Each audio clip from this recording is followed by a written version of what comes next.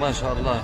هذه هي الأجواء من قلعة سانتا كروز مع الأذان يرفع لما سمعنا أذان الظهر. ما شاء الله. يا شيخ ايش رايك؟ اعطينا رايك. انطباعك على وهران كمدينه، ايش شفت فيها؟ والله مدينه جميله واجمل منها اهلها. الله يعطيك الخير. الله يعطيك الخير. اهلها والله خير من شفنا ما شاء الله عليك. الله يعطيك الخير. انت بين اهلك وفي بلدك الثاني طبعا. اي والله بلدنا. الله يعطيك الخير.